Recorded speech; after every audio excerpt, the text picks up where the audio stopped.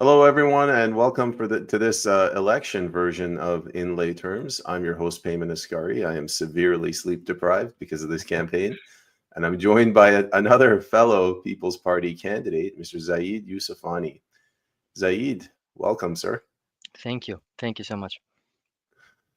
How are things going in your neck of the woods? So I live in the middle of nowhere. It's a place called Cohill, Ontario. It's a very, very small town. Bancroft is the nearest big city, and yeah, we are in the middle of the campaign now. And sorry, I'm falling asleep. What is your writing? It's one of the longest names. It's Hastings, Lennox, and Addington, and Tyendinaga.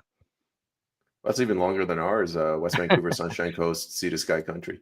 Yeah, when I go to the list of all the ridings, it's one of the longest. That's how I know where it is. So do they have they use a poster board for the ballot? And Yeah, yeah. I'm sure they shorten it or put it on multiple lines. Zaid, why don't we Mm. get to know a little bit about you? Have you ever run for public office before? No. So basically, I was never interested really in running any public office. I'm a psychotherapist. I've been a psychotherapist for 8 years now, and I always like to discuss politics. I studied science, philosophy, psychology.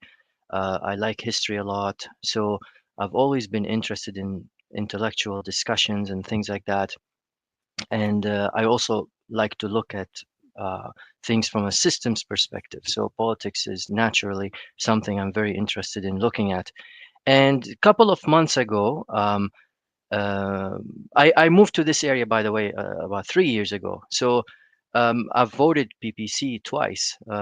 And a couple of months ago, we knew when Trudeau resigned, we thought, okay, there's an election coming soon, probably. So me and my wife were discussing politics, and we were both like, "Oh, I wonder who's the PPC candidate here." And so my wife was looking, and she said, "Oh, they have no candidate." And then I kind of like, "What? Like what's going on?" And then my wife was like, "Oh."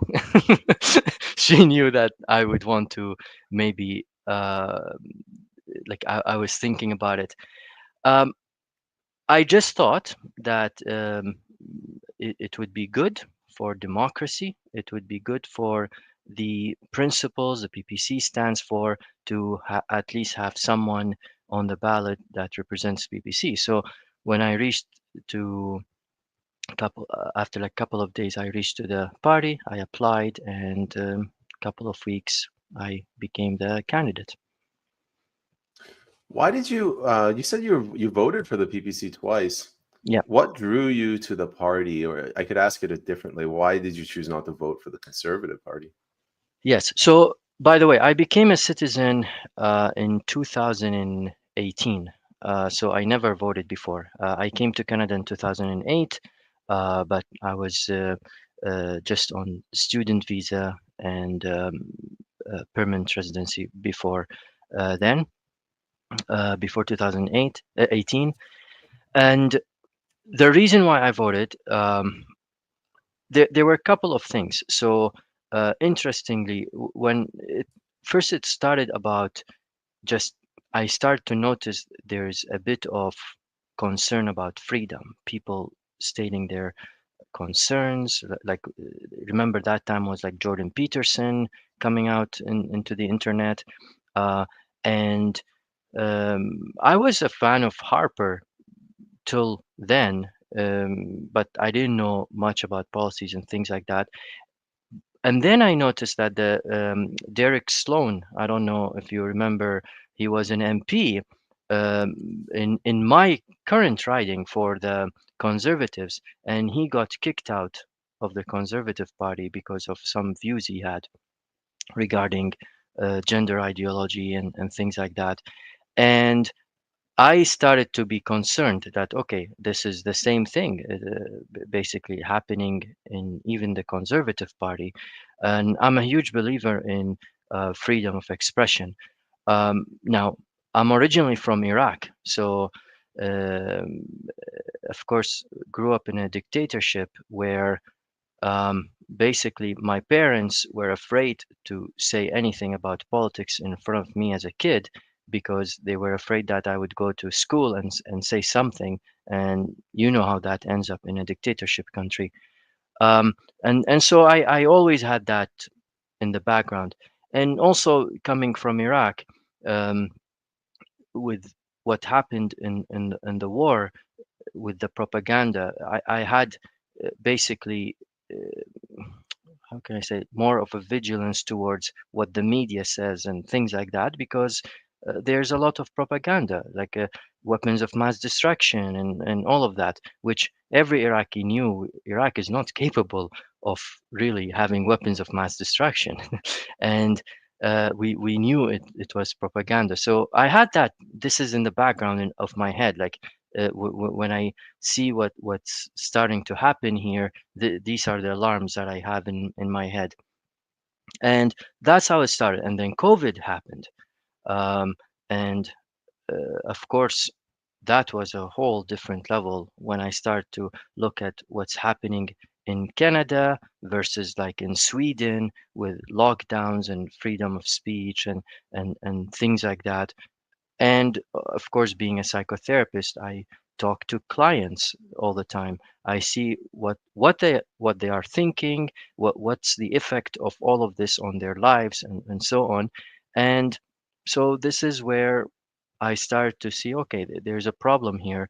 And I think that the principles that the PPC is going with is very important in for the sake of democracy, basically. Zaid, I want to pull on a thread. You mentioned Hmm. the Iraq War, weapons of mass destruction. Canada is rapidly going down a path where it's becoming a warmongering nation. I'm talking about the Yes, Ukraine war. We gave what $20 billion to Ukraine. yes, yeah. What are you? What's your thought on that? So I tend to look at things from a systems perspective.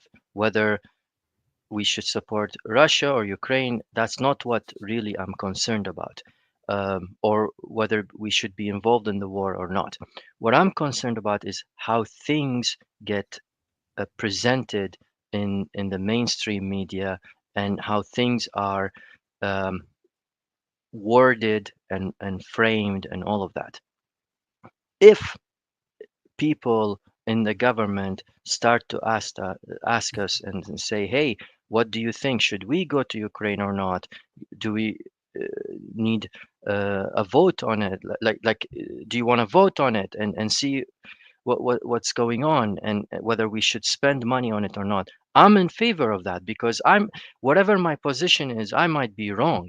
I'm very aware of this. So why not give people some sort of choice in such big decisions? The same thing with like lockdowns and mandates and all of that.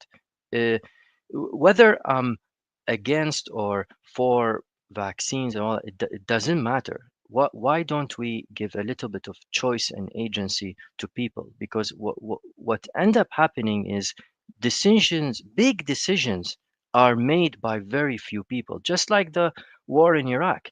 I mean, if if there was some sort of a vote by all the American people, I don't think the war would happen. But it was few people that made the decision, which end up in trillions of losses and also end up in many, many lives on both sides. And of course, chaos in the region, I would say. So that's that's the way I look at things, just from a systems perspective. And currently, we have a system in Canada where I call it the bipolar party system, where instead of people get to make choices, people are almost pressured to fit in two boxes. And that leads to two things. Some people check out of the whole system and become resentful of politics and don't want to do anything with politics. And we saw what's the turnout rate last election, 62%, while others totally get enmeshed and sucked into that bipolar emotional, uh, what do you call it? Ping pong. I think I've I've heard you calling it sometimes, uh, b- and basically there's not much real choice. It's instead of the government having to change their views because of the vote of the people, now we have the people having to change their principles and choices in order to fit a system, and that's not good. So we end up with foreign aid. No one votes on that, whether it's a liberal or conservative government. We've been spending 6 billion to 10 billion or whatever every year. No one voted on that. We corporate welfare, whether it's in 2009 or in COVID, same thing. No one is voting on these things. And people, we're talking about basically the whole deficit. And same thing with Ukraine, 20 billion. So um, who's making decisions? I really like the way you frame that. People having to change their views to fit into these two political parties. You alluded to something that I've heard a lot of people talking about, this sort of Swiss model of plebiscite. I don't know if you're familiar with that, but is that what you're Mhm. at? So the Swiss, in order for big sweeping changes, they have to do a plebiscite, like a vote, Okay. referendum. Is that what you're advocating for? Is it like the direct citizen democracy, basically? Yes, I've been reading a lot about that. I've been reading a lot about electoral reforms that happened in Scandinavian countries, in New Zealand, and all these places. And I'm trying to understand what is actually, you go to a doctor, there are some vital signs that they measure: your heartbeat, your blood pressure, and so on. And I've been interested lately in thinking about, okay, how do we measure what are the vital signs of democracy? How do we know something is working or not? And I think the turnout rate is one of the best in vital signs that we have to look at, and it's going downhill. In 1960s, we have 80% turnout rate in Canada compared to now 62, or just 10 years before that 58. Ontario provincial elections, we had 45 or 46%. That means you have 55% of people, eligible voters, not population, eligible voters, who are not voting. How come? And when we are facing uh, a lot of new challenges in just the world in general right now, you have a lot of connectivity and of information, which brings a lot of propaganda from foreign countries or from within. We have the threat of AI and things like that that can really hijack our information system and change how people look at things, and both like on many levels. We need to build a system where we make sure that it's robust for democracy. And 62% of eligible voters only participating is not good, because we end up with electing a government with 20% of eligible voters only. That's what happened in the last election. 20% voted liberal and 21% conservative. And because of the first past the post system, if you only count the liberals that won seats, it's 13% in the last election of all the eligible voters. So 13% chose a government. That's a very dangerous thing, whether it goes to any party, whether it goes to liberals, conservative. That's a very dangerous threat to democracy, because it's easy to manipulate 13% of population or even 20%. It's very difficult to manipulate 80% of population. This is why we need to have more turnout rate. You look at Sweden, for example, and Netherlands, Finland, all of these countries, they have 86, 85% turnout rate. That's a much more robust anti-fragile system for democracy. So what is your solution for electoral reform? You criticize the first past the post. Can you speak to alternatives like a ranked ballot or a primary system? Yeah, I I think I personally think proportional representation would work best, or some mix of both. You have first past the post and proportional representation. That could be a viable solution as well. I don't know if the problem is that the parties in power, the liberals and the conservatives, and by the way, I count them both as parties in power because even if you're in a position, so what? You're still a fully functional party. You're not losing anything. There is no downside to losing. That's the problem. There's no skin in the game. Um, and and so both conservatives and liberals are not interested in changing this system because whether they win or lose, they are winning. If you know what I mean. And that's a huge problem in a system. Imagine if we have something like proportional representation and you have six parties or seven parties or something like that. Um, then these every party will be almost forced to actually be accountable to their people because guess what, if I don't like liberals I can go to other parties, if I don't like conservatives I can go to other parties, and so on. But there's no accountability right now, so both parties, the bipolar parties, are interested in keeping this system because they just need a couple of things. They need to stay relevant, which of course, if they win, then they are relevant. They are the winning party. They tell everyone, look at us, we won. If they lose, it's very easy to spend 4 years criticizing. It's fun to do. And there's no downside.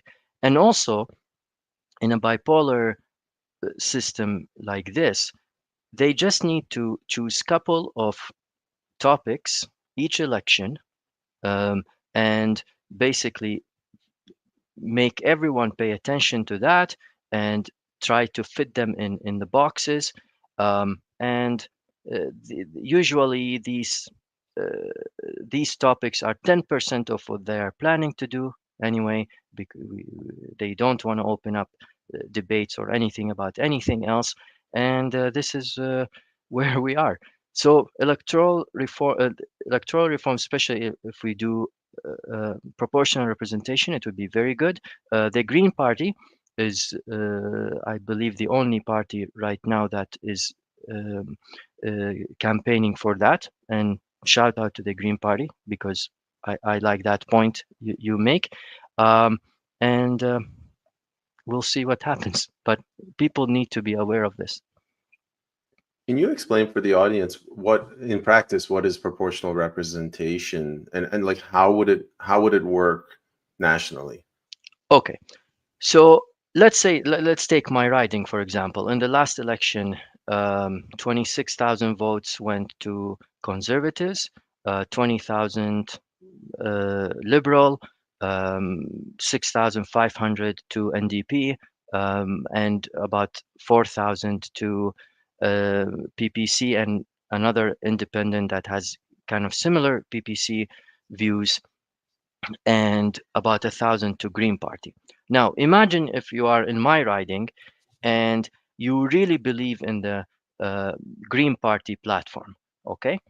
Um, and you know that every single year it's conservatives who get it, 26,000 votes. Would you, and you know that the last election, only 1,000 Green Party votes, 1,000 votes went to the Green Party. Are you going to really feel motivated to go and vote for the Green Party? No, because you know they just not going to win. Now, imagine if 20,000 uh, people in the riding actually totally believe more in the Green Party, but then they feel like they will never gonna win, and so they're gonna kind of, some of them will lean more conservative, some of them might lean liberal, some of them NDP. So basically, you just took away a lot of loyal people who believe in Green Party votes, and make them gave them the pressure to fit into another party. Or some people just give up on politics and say it's all useless because my voice is not heard. It doesn't matter what I vote for and all of that, and that's very dangerous for um, democracy. And for proportional representation, basically, it doesn't matter who gets the highest votes in a riding. It goes, it counts all the what do you call the population vote? It counts the population vote. So let's say Green Party gets 5% population vote, PPC gets 5% population vote, and uh, basically that means the leader usually of the party will choose uh, um, they will be given the party will be given 5% of the seats in parliament, basically, even if none of them won any riding. And and so PPC, Green Party, and so on would gain 20 seats or something like that according to last election results. That's what proportional representation. How do you? I get that, but how do you determine which party gets which seats? Is it like the WWE where you got a Royal Rumble and you duke it out, or is it a lottery system? uh what do you mean which party gets the seats? Like, so So let's let's say, say you have I don't know, 400 seats in parliament. You divide them all according to the population vote. So if PPC gets 5% of the popular vote, then they get 5% of the seats in parliament. right, but what I mean is, let's say Max, we get 1% of we get one seat, Hmm. and Max decides to give it to Zaid, Yeah. and but the Conservative Party candidate in that riding also wants that seat. How do you reconcile that? Oh, so you have to change how the ridings work and all that. So some countries, they basically this is one of the cons of uh, proportional representation, because then local people would say, well, we might not have anyone who represent us, right? So in some countries, they don't want to go all the way there. They do a mix of both. They have a representation by the one who wins. So let's say CPC wins this riding, that candidate will go get a seat. And also, there are additional seats that are only based on proportional representation. So you might end up with, if my party chose me to represent some of the one seat in the party, and you might end up with two locals being in parliament. Okay, I see it. I'm really in favor of the American system where they have primaries. So like the Conservatives, the Liberals, and the Greens, for example, they run, and Mhm. the Conservatives get 49%, the Liberals get 49%, and the Greens get 2. They kick the Green out, and they hold another election. Yes, So it's like a ranked choice ballot that where you're forced to fill out all the options. yes. Um, That's one way to do it. Of course, around the world, there are so many different systems. I mean, if you look at Australia, they have mandatory voting, um, and things like that. If India is very different. So there are many ways to do it.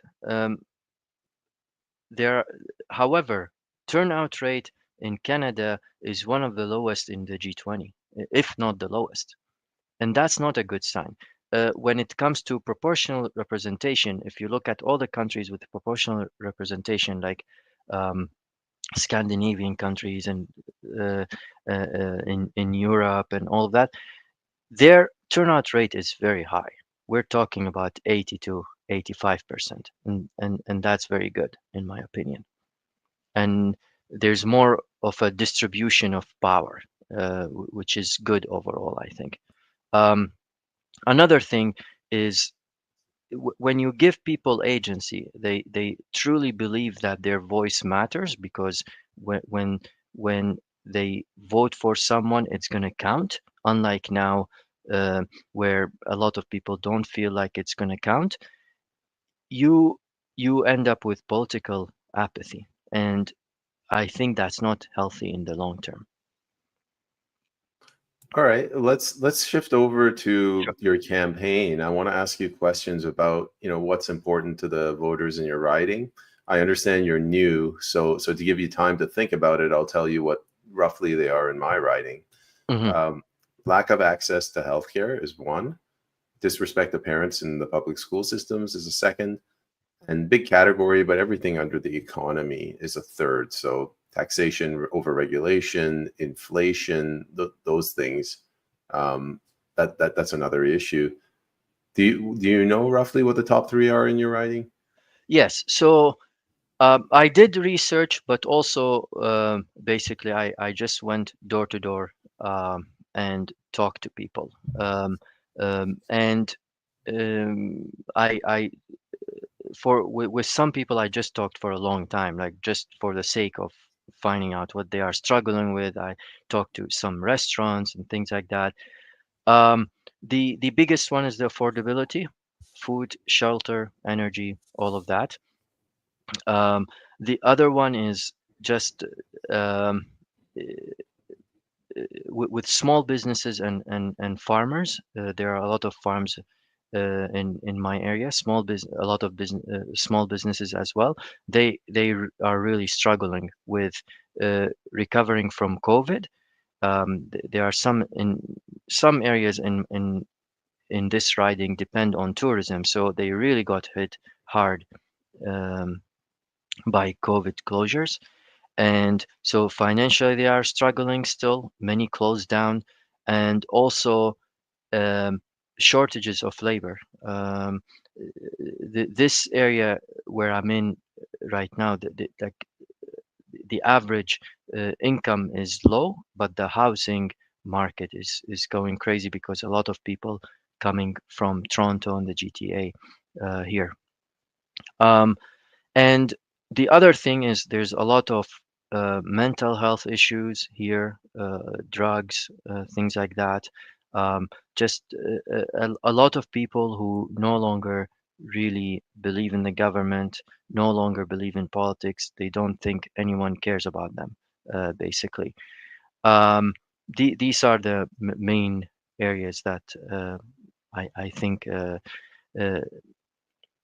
people care about here. Of course, healthcare is another big one, but unfortunately, it's becoming the norm. People are waiting for a family doctor for 6, 7 years. So I feel like even though it's a really bad situation, uh, people did not even mention it to me a lot of times because it's becoming the normal thing. They just gave up hope on healthcare system. For the farmers that are struggling because of the pandemic, the COVID measures, Mhm. do they say that it was a mistake what we did, or do they say it was necessary but we're just dealing with it? Regarding COVID, like Like, the do lockdown. they, yeah, do they agree with what the lockdown measures? Do they disagree with it in principle, or just the effect that it's had on them? Well, the farmer's problem is more about affordability and regulations, like with the carbon tax and all of these things. And there were some farmers that are not happy with the supply management as well. Uh, the farmers did not talk much about COVID because at the end of the day, people needed to buy food anyway, whether there was lockdowns or not. However, businesses are the ones that really suffered from lockdowns, and it's a mix. Some people are very against the lockdowns. Some people saw it as necessary, but they did not think the government did their best. Yeah. All In right. fact, some I even heard from some people that they thought the Serb was not good because it made a lot of people not care about working anymore. That was an interesting thing I learned. I never thought about it. They thought that you got people used to Serb, so uh, between staying at home and getting 2,000 a month or working and maybe getting 3,000, of course everyone will choose 2,000 and being at home. You know, I find that the most support for the People's Party comes from small business owners, people Hmm. that start their own business. And one guy, he had a pizza shop, and he told me, like, the government coming in and giving, I can't remember what CERB was, let's say $1,200. What they're doing is they're out competing. So instead of him, again, I can't remember the salary. Instead of him giving $1,000 to an employee to work, the government's giving 1,200 for the employee to not work. And he goes, I couldn't keep my staff, and without the staff, I had to work overtime, and I couldn't make my mortgage. Yeah, yeah. A lot of businesses closed down here, um, like restaurants and cafes and uh, yeah. I can't believe they got away with it because they, you know, it's not like the government paid for this. They took out a loan in our name that we're going to have to spend the rest of our lives paying back. Yes, yeah. That's, of course, if you get into fiscal policy and all that, there's a whole can of worms there. But the problem we have now with this bipolar system is that there are no consequences to politicians because, yeah, even if the liberals lose now, they're gonna go in a position. Uh, Probably conservatives will make some mistakes in 4 years, and then it will be easy to campaign back and show how the conservatives are evil, just like now the conservatives showing how the liberals are evil, and so on. And people are just sucked into all that smearing and no consequences. I was talking to this older gentleman, and he said that, you know, Canada's always had a two-party system, and it's the way it should be. What do you say? Like, what's your counter argument of, you know, don't split the vote? Well, we are splitting the vote. It's just the question is, what are we splitting? I think we are splitting the vote because it used to be that there's no option. So all the votes we have are going into the bipolar short-term emotional game of elections versus long-term sustainable principled politics. So we are taking some of these votes that feed that system, bipolar party system, and taking these votes into educating people, I think, and learning principled politics and learning how to talk about politics and so on, and also thinking long term. The, really, if you think about it, short term, yeah, of course, no small party will win. No, even if we win 30 seats, doesn't matter much if we still have this kind of system of how things go. But in the long term, I think it's important to engage people because the more people are engaged, the more anti-fragile system we have. How's your campaign going? Are you have you been to any debates yet? No, not yet. But I've been invited to three debates so far, forums they call them, and I'm just focusing my energy on engaging with people. To be honest, I'm not putting any signs. I'm not like I don't have a budget basically. I'm working full time, um, and while doing this with a family of three, including 3 months old, so it's been hectic. Um, but I'm focusing on engaging people, and sometimes people reach out to me. It's like, hey, can I have the problem is that a lot of the people that I have who are supportive of the PPC party are really struggling financially, um, and they are working as well. They don't have time, so. for now, I'm just focusing on learning as much as I can.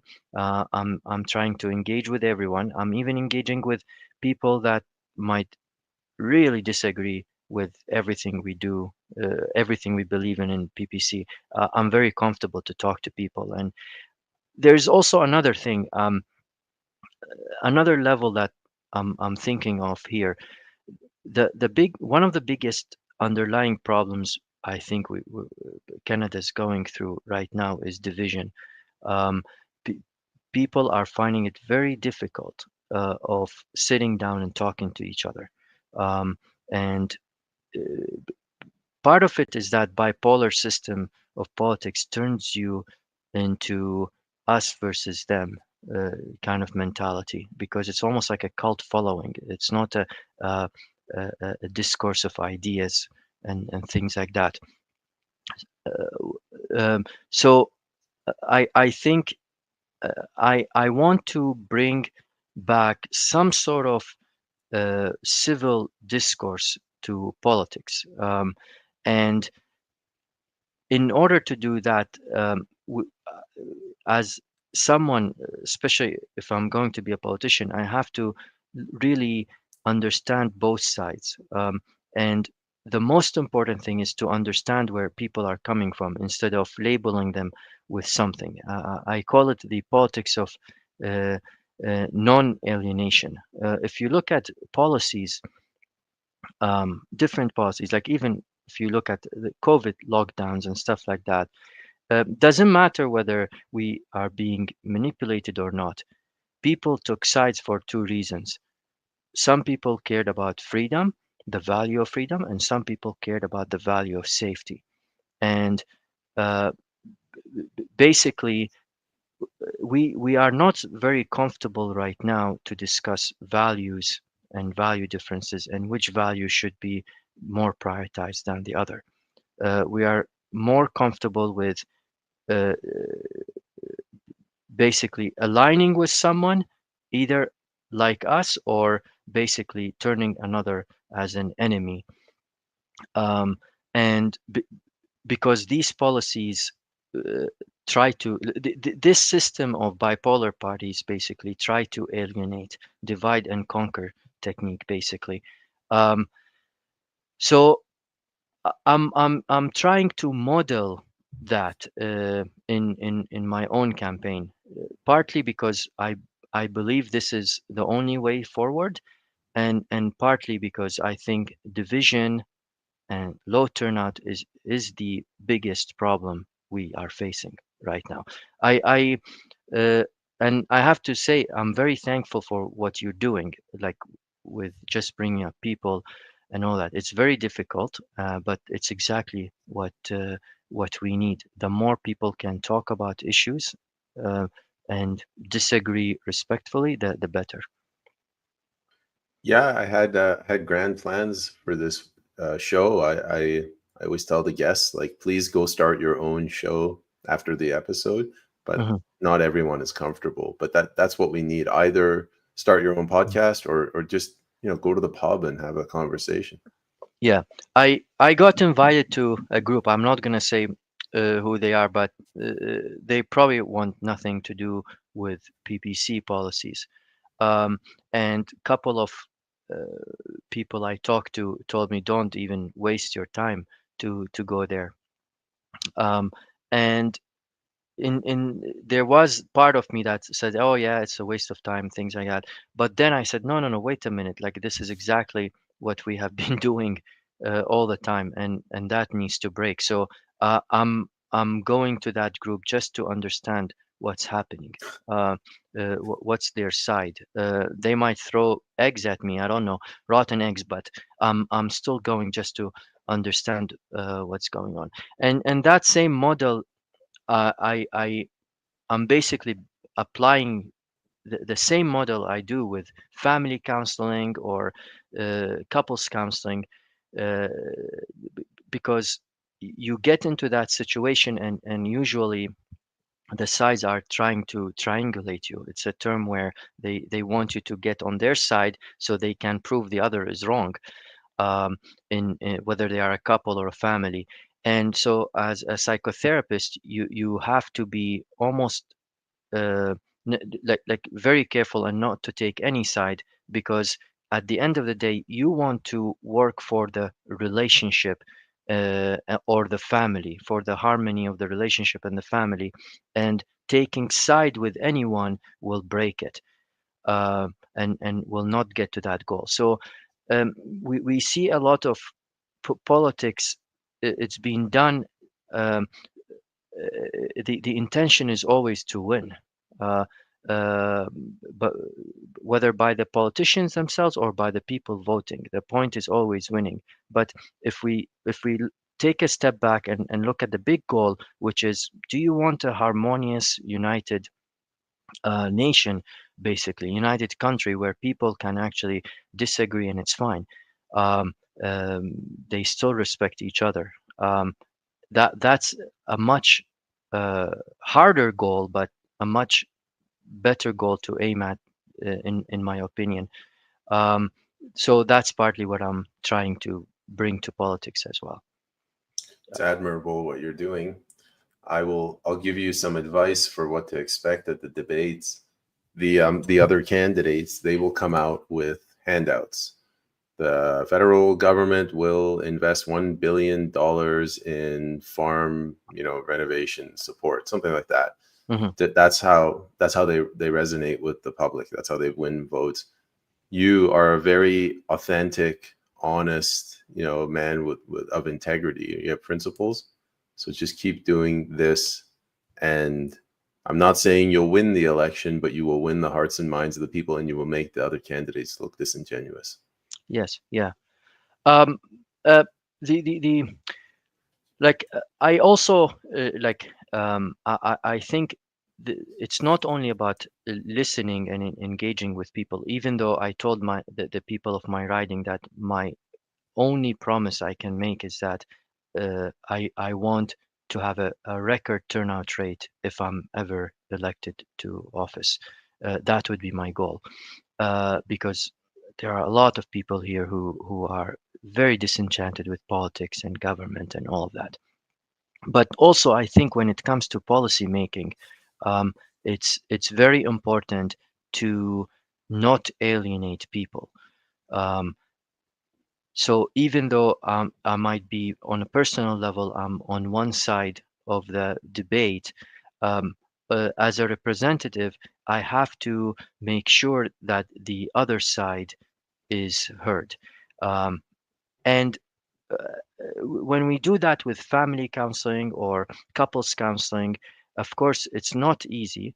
But the first step is to understand what are the needs, what are the no negotiation boundary for each part. So it's often two competing values, and once the needs are understood, then the next step is to, instead of going to all or nothing, which is a huge thing in politics these days, um, maybe you can talk about, or do 80% of what each side want, and that can be a um, um, good compromise, let's say. Um, and what that's one way to do it, and the other way to do it with policies is to localize issues instead of having the federal government deal with every single issue.